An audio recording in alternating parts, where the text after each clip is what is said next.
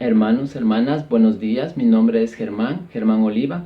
Vamos a continuar con nuestro estudio del Libro de Mormón. En la clase anterior estudiamos sobre Moroni, que fue uno de los sobrevivientes, mejor dicho, el último de los sobrevivientes de un pueblo bueno, del pueblo nefita, y él se quedó completamente solo con un grupo de planchas llamadas las planchas de oro, que fueron entregadas por su padre Mormón. Y también le dio un mandamiento, que escribiera en las planchas. Lo que hace Moroni es adjuntar a las planchas de oro un grupo de planchas, 24 planchas, que el pueblo de Limi encontró en el tiempo de Mosía. No sé si ustedes recuerdan que cuando estudiamos al rey Mosía, estudiamos este pueblo de Limi, y cuando este pueblo iba por el desierto, encontró en el desierto un grupo de planchas y unos restos. Bueno, estas planchas es conocida como las planchas de éter. Las planchas de éter. Estas planchas de éter las mete sobre el grupo de planchas de oro, o sea, las inserta. Y este grupo de planchas de oro es preservadas por el poder de Dios, y luego fueron entregadas a José Smith, y José Smith también con el poder de Dios las tradujo. Y es como ahora tenemos el Libro de Mormón. Dentro del Libro de Mormón también tenemos el libro de Éter, que viene siendo las planchas de Éter. En el versículo número 6 del capítulo número de Éter podemos encontrar la genealogía de Éter, porque bueno, Éter fue el que escribió. Y, o sea, su genealogía, o sea, Éter, cuál es su padre, cuál es su abuelo, y encontramos hasta 30 personas hasta llegar a Jared. Y Éter escribe sobre Jared, sobre el hermano de Jared, sobre sus amigos y sobre todo su pueblo, conocido como los jareditas, que vivieron o se establecieron en el tiempo de la Torre de Babel, que nos cuenta el Antiguo Testamento en la Biblia, que nos cuenta que ellos hicieron una torre grande para que cuando venga un segundo diluvio, ellos no se ahoguen, suben a la torre y no se ahogan. Pero el Señor se enoja y les hace que se confundan a todos los que estaban ahí, que se confundan los idiomas. Jared y su pueblo, quien Jared era el líder de ellos, le pide a su hermano que suplique al Señor para que no confunda el idioma de ellos. El tiempo de esto aproximadamente fue como 370 años después del diluvio hicieron esta torre.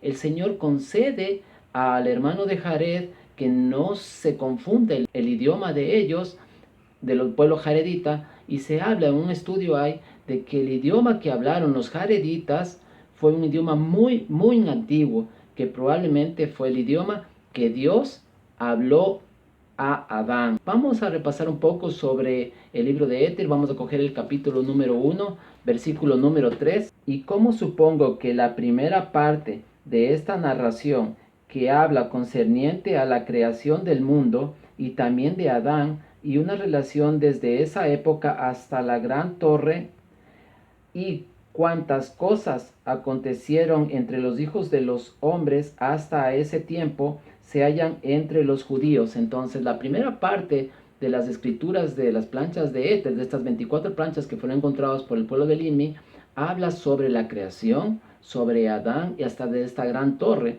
Pero en el versículo número 4, Moroni hace una aclaración. Él dice: no escribo pues esas cosas que ocurrieron donde los días de Adán, que ocurrieron desde los días de Adán hasta esa época, pero se halla sobre las planchas, y el que las encuentre estará facultado para obtener la historia completa. Entonces él no escribe de eso, pero para poder entender mejor qué realmente lo que escribió, porque lo que escribió Moroni fue sobre el pueblo jaredita, sobre Jared, sobre su pueblo, sobre el hermano de Jared, y principalmente de él, del hermano de Jared, cuando él sube al monte a hablar con el Señor. En ese tiempo, o en las escrituras, monte quiere decir templo. Vamos a saltarnos al capítulo número 4 para entender mejor la historia. En el versículo número 1 dice: y el Señor mandó al hermano de Jared que descendiera del monte, o sea, templo, de la presencia del Señor, y escribiera las cosas que había visto. Y fue prohibido que se dieran a los hijos de los hombres, sino hasta después que él fuese levantado sobre la cruz.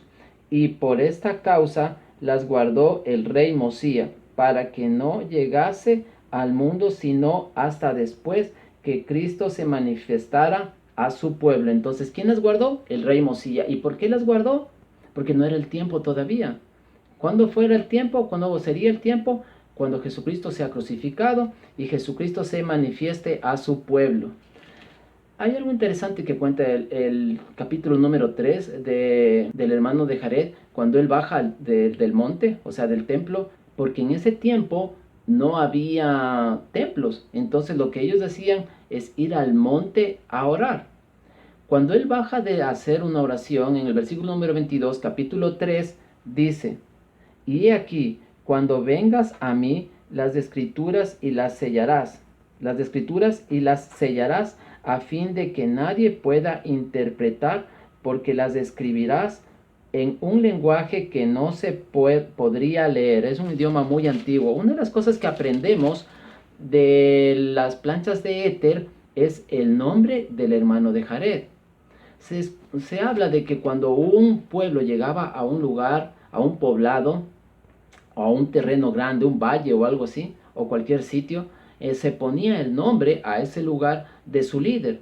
Y eso es lo que nos cuenta en el capítulo número 2 de Éter. Vamos a regresar al capítulo número 2. En el versículo número 3 está el nombre del hermano de Jared. Y ahora prosigo mi narración, porque he aquí, aconteció que el Señor condujo a Jared y a sus hermanos hasta ese gran mar que separa las tierras, y al llegar al mar plantaron sus tiendas y dieron al paraje el nombre de Moriancumer, y vivían en tiendas y vivieron en tiendas en la orilla del mar por el término de ¿cuánto tiempo? Por el término de 4 años. Entonces ellos empiezan a caminar, a irse desde la torre de Babel. El Señor le dice que salgan, comienzan a cruzar el desierto, luego siguen su caminata hasta llegar a un lugar en donde este paraje que llegan, a donde este paraje que llegan, ¿cómo le pusieron el nombre? Murián Kumer. ¿Cuánto tiempo pasaron ahí? 4 años. Se habla que cuando en el tiempo de José Smith cuando pasa delante de la casa de una autoridad general, del hermano George Reynolds Cajun, él una autoridad general, le llama al profeta y le dice: profeta, venga, venga. Le invita a la casa, le hace pasar y le dice que la esposa había tenido un bebé y que por favor le dé una bendición y un nombre a este niño. Esta historia nos cuenta su hijo William Cajun, que también fue autoridad general.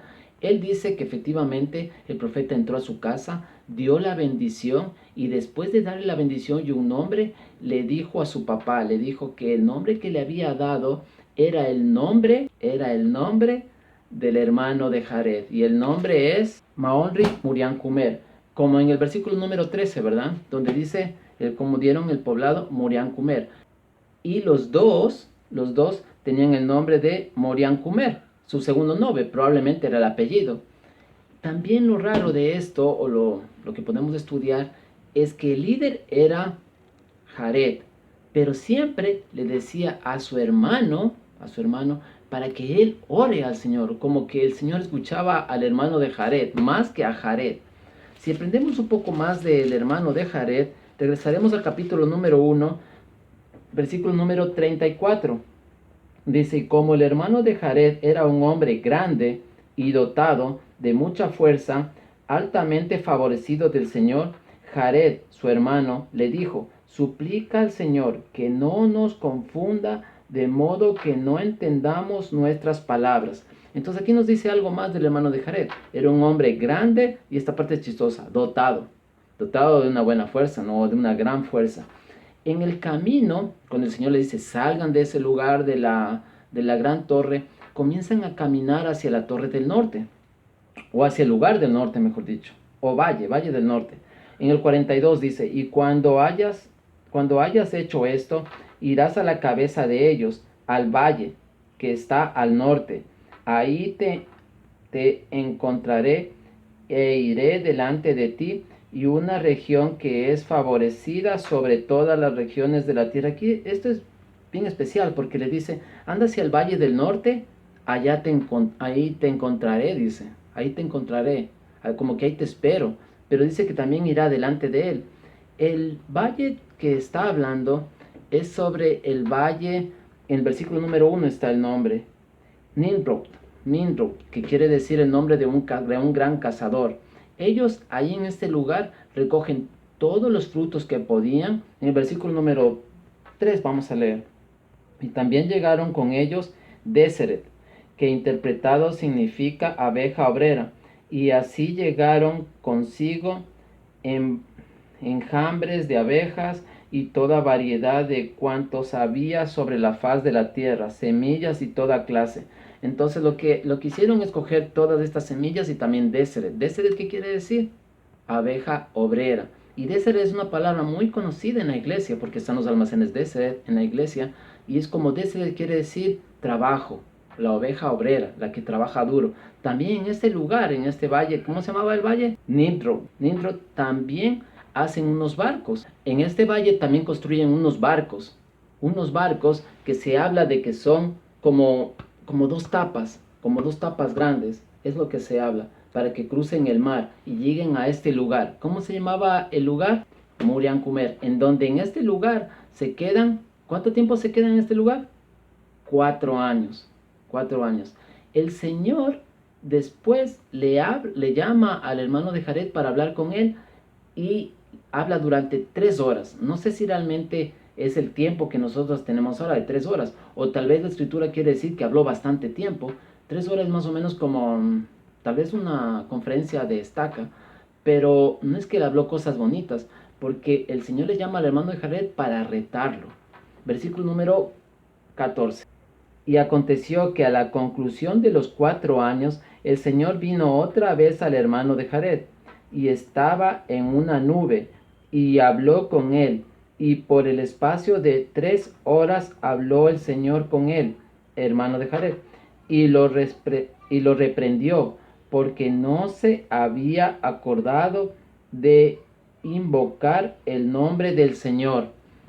Entonces lo reta durante ¿cuánto tiempo? 3 horas. ¿Y por qué lo reta? Porque se había olvidado de invocar el nombre del Señor. Aquí hay algo especial porque el hermano de Jared tenía una gran fe y yo realmente no creo que no haya orado nunca en esos 4 años. Lo que hay en un estudio y estamos analizando es que lo que hizo es es como nosotros, cuando nosotros oramos en la mañana, oramos antes de acostarnos, oramos para bendecir los alimentos, siempre estamos orando, pero nos detenemos en ese lugar.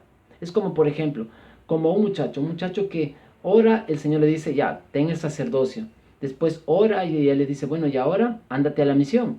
Cuando viene de la misión, el muchacho dice, bueno, ¿y ahora?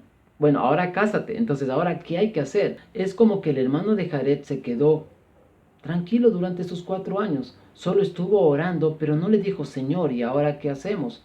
Esto es muy interesante porque nosotros podemos orar, pero hay que decirle, ¿y ahora, Señor, qué sigue? ¿Qué hago? ¿Qué me toca hacer ahora? Es por eso que yo pienso, y hay un estudio también, que dice que Jared sí estuvo hablando, sino que nunca más le preguntó qué hacemos, qué haremos, porque al lugar donde habían llegado no era el último lugar que tenían que llegar. Tenían aún todavía un camino más largo de cruzar todo el mar para llegar al continente americano, en donde fueron encontradas las planchas. Entonces sucede que el Señor le reta, y en el versículo número 15, el hermano de Jared se arrepintió del mal que había cometido e invocó el nombre del Señor a favor de sus hermanos que estaban con él. Y el Señor le dijo, os perdonaré vuestros pecados, a ti y a tus hermanos, pero no pecaréis más, porque debéis recordar que mi espíritu no siempre luchará con el hombre. Entonces, el Señor le perdona a él y a todos sus hermanos, pero le dice, pero no siempre el espíritu va a seguir diciéndote lo que tienes que hacer, ya él se va a cansar.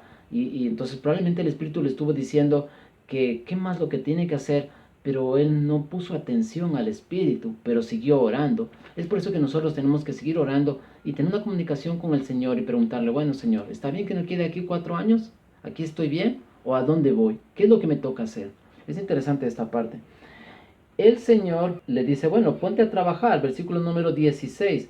También le dice que haga unos barcos, que va a tener que ir a otra tierra mucho más fértil, mucho mejor tierra que en donde estaban. ¿Y cómo era el lugar que se llamaba? Murián Kumer. Muy bien, ese lugar. De ese lugar hacen los barcos. En el número 17 nos enseñan cómo eran los barcos. Dice, y se construyeron de una manera sumamente ajustada, de modo que podían contener agua como un vaso, y el fondo estaba ajustado como un vaso, y los costados estaban ajustados de la misma manera, y los extremos terminaban en punta, y también la cubierta estaba ajustada como un vaso, y su longitud era de un árbol, y la puerta al cerrarse quedaba ajustada y semejante a un vaso. Entonces, ¿cómo eran los barcos? Los barcos eran bien hundiditos, ¿verdad? No podía entrar el agua, ni tampoco el sol, ni la luz, ni nada. Entonces, lo que pasa es que si es que se ahogaban, otra vez, o sea, si es que se hundían dentro del agua, otra vez salía este barco. En el versículo número 19, bueno, Jared hace, 18 hace los barcos, pero en 19 tiene algunas dudas. Y esto es muy interesante porque tú puedes, o sea, hacer la voluntad del Señor, pero tienes dudas de preguntar, como María cuando se le presentó el ángel Gabriel. Le dijo, vas a dar a luz al Señor. Y María le dice, bueno, está bien, pero yo no conozco a varón. Es más o menos así, ¿no? Entonces Jared dice, sí, está bien, pero Señor, ¿qué tal si? Versículo número 19, vamos a ver las dudas del hermano de Jared, dice. Y aquí, oh Señor, no hay luz en ellos. Recuerda que Jared ya había tenido experiencia en esto, ya habían venido a este lugar por medio del mar, ya habían hecho barcos, estos son otros barcos, habían hecho barcos y ya tenía experiencia en esto. Vamos a leer de nuevo el versículo número 19. Y he aquí, oh Señor, no hay luz en ellos, era una de las dudas. Otra de las dudas, ¿a dónde nos hemos de dirigir? Otra de las dudas. Y también pereceremos, porque en ellos no podremos respirar, es otra duda, sino el aire que contengan, por consiguiente pereceremos. Entonces el Señor en el versículo número 20 le contesta la tercera duda que él tenía. ¿Cuál era? En ellos no se podían respirar. En el versículo número 20 le dice, y el Señor dijo al hermano de Jared, he aquí, harás una abertura en la cubierta y también en el fondo, y cuando te falte aire, destaparás la abertura y recibirás aire. Y si sucede que os entra el agua, he aquí, cerrarás la abertura para que no perezcas en el mar. Entonces el Señor le dice, mira, lo que tienes que hacer es una ventanita arriba, abrirla cuando necesitas aire y cerrar cuando viene el mar, cuando viene el agua, ¿no? En el versículo número 24 y 25 contesta otra duda que él tenía, que era, ¿a dónde iremos? ¿A dónde iremos?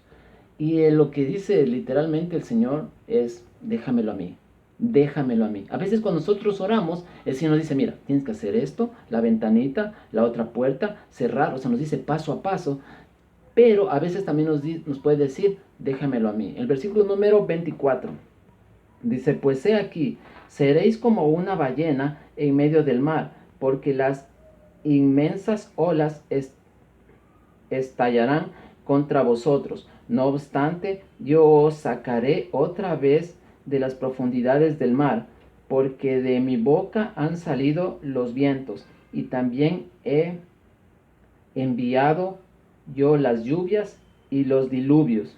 Versículo 25.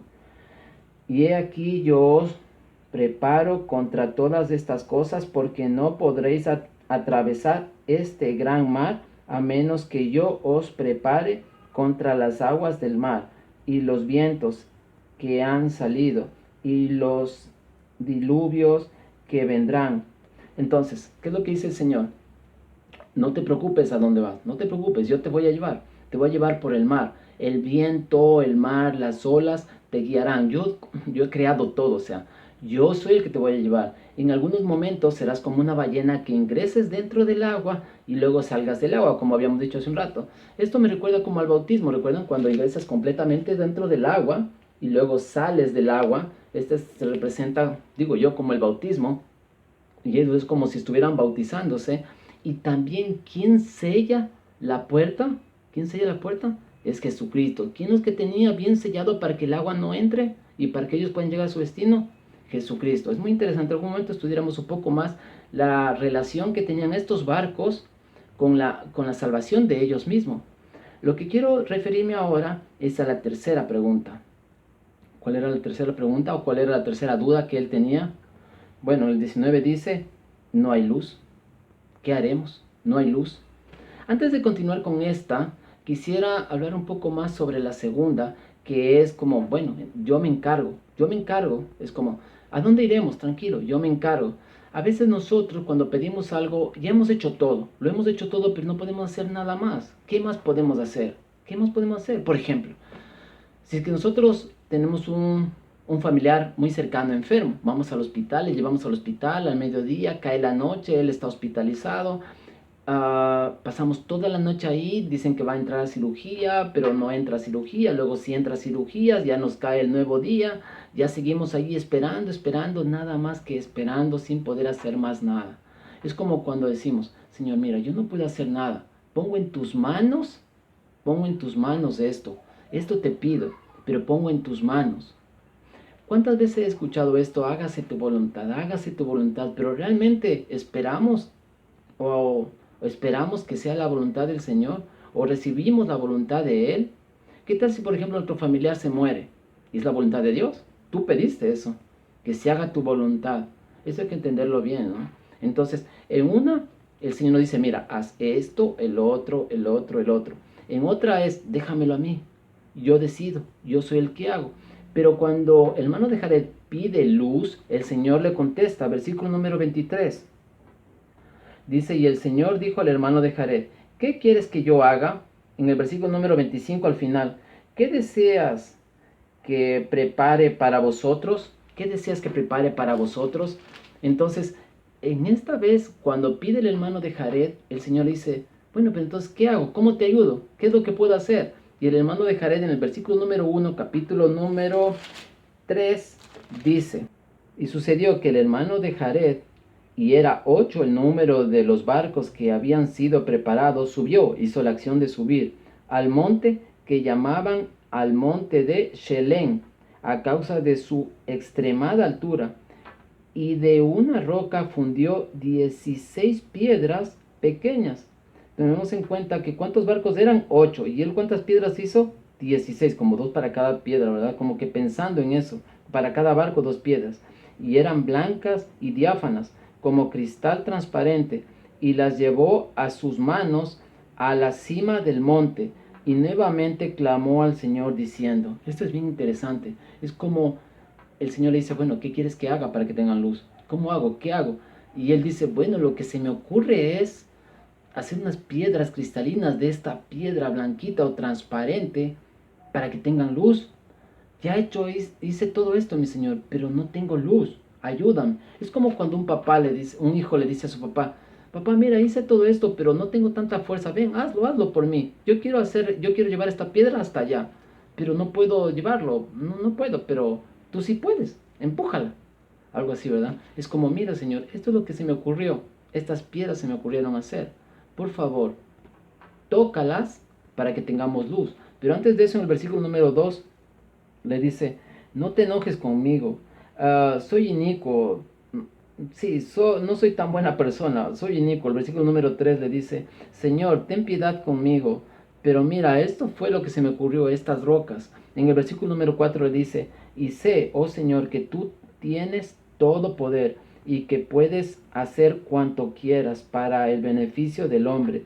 Por tanto, toca estas piedras con tu dedo, oh Señor, y disponlas para que brillen en la oscuridad y nos iluminen en los barcos que hemos preparado para que tengamos luz mientras atravesamos el mar. El 5. He aquí, oh Señor, tú puedes hacer esto. Versículo número 6, el Señor le contesta, le dice, y sucedió que cuando el hermano de Jared hubo dicho estas palabras, he aquí el Señor extendió su mano, o sea, hizo lo que quería Jared, extendió su mano y tocó las piedras una por una. ¿Cuántas eran? 16. Con su dedo, y fue quitado el velo de ante los ojos de Jared, y vio el dedo del Señor, y era como el dedo de un hombre, a semejanza de carne y sangre, y el hermano de Jared cayó delante del Señor porque fue herido de temor. Entonces, ¿qué es lo que pasó? el hermano Jared le dice, bueno, pon el dedo para que se prendan, que sean luz, que tengamos luz dentro, porque no vamos a pasar el mar con oscuridad. Y el Señor dice, bueno, y comienza a topar las 16 piedras. Y un rato menos pensado, el hermano de Jared ve el ojo, ve con su ojo el dedo del Señor que iba topando. Es increíble porque la escritura dice, y fue quitado el velo. Y esa es la clase de hoy. En el versículo número 15 del capítulo número 4 dice, al principio dice, y he aquí, cuando rasguéis ese velo, he aquí, cuando rasguéis ese velo de incredulidad. El tema de la clase lo tengo acá. El tema de la clase dice, rasgad ese velo de incredulidad, rasgad ese velo de incredulidad. El Señor se impresionó tanto verle que se cayó al suelo y le dice en el versículo número 7, le dice, y el Señor vio que el hermano de Jared había caído al suelo y le dijo el Señor, levántate, ¿por qué has caído al suelo? Y en el versículo número 8 le dice, y dijo al Señor, el hermano de Jared dijo al Señor, vi el dedo del Señor y tuve miedo, y tuve miedo. Entonces, el hermano de Jared se da cuenta que el Señor es como nosotros, que es como nosotros, tenía dedos también. Probablemente vio la mano. Y es como en el siguiente versículo, el Señor, en versículo número 9, le dice, ¿hasta dónde viste? ¿Hasta dónde viste? O sea, el Señor quedó impresionado la fe que él tenía. Y esto es lo que yo antes, en todo el tiempo que estudio las Escrituras, no he visto una fe tan grande como la del hermano de Jared. Ya voy a explicarles por qué. El versículo número 9 dice, y el Señor dijo, a causa de tu fe has visto que tomaré sobre mi carne y sangre, y jamás y jamás ha venido a mí hombre alguno con tan grande fe como la que tú tienes, porque de no haber sido así, no hubieseis podido ver mi dedo. ¿Viste más que esto? El Señor ni siquiera sabía cuánto había visto. El Señor mismo le dice, jamás ha venido un hombre con tanta fe. El versículo número 13 se presenta totalmente, dice, y cuando hubo dicho estas palabras, he aquí el Señor se mostró y dijo, ¿por qué sabes de estas cosas? Eres redimido a la caída. Por tanto, eres traído de nuevo a mi presencia, por consiguiente, yo me manifestaré a ti. Yo me manifestaré a ti. Miren, esta fe era tan grande, la de Jared, que aún el Señor mismo no podía impedirla. De hecho, el Señor no se enteró de que él hasta dónde vio. Y le pregunta, versículo número 9, ¿hasta dónde viste? En este versículo, el Señor se presenta al hermano de Jared, pero después de que el hermano de Jared ya alcanzó a ver su dedo, ya alcanzó a ver su mano, y hasta el Señor le pregunta, el versículo número 9, ¿hasta dónde vistes? Este es el caso más grande de fe que nos habla en la Escritura según mi criterio.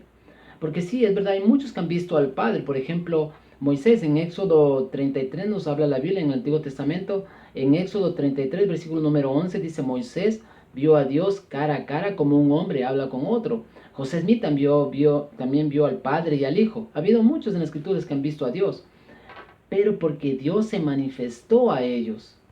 En este caso, no se le pudo impedir al hermano de Jared que rasgara el velo para ver del otro lado del velo. En el versículo número 19 dice, y debido al conocimiento de este hombre, no se le pudo impedir que viera dentro del velo, y vio el dedo de Jesús, y cuando vio, cayó de temor, porque sabía que era el dedo del Señor, y para él dejó de ser fe, porque supo sin ninguna duda.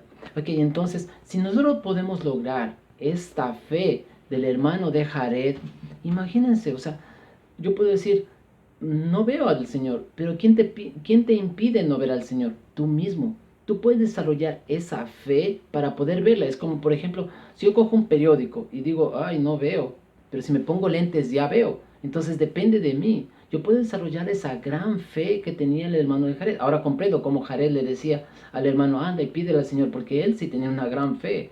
Esta gran fe que nosotros podemos desarrollar antes del milagro, la fe precede al milagro. Una vez que ya está el milagro, ya deja de ser fe y tenemos conocimiento. Que podamos tener esta gran fe, que podamos hacer la voluntad del Señor. En el nombre de Jesucristo, amén.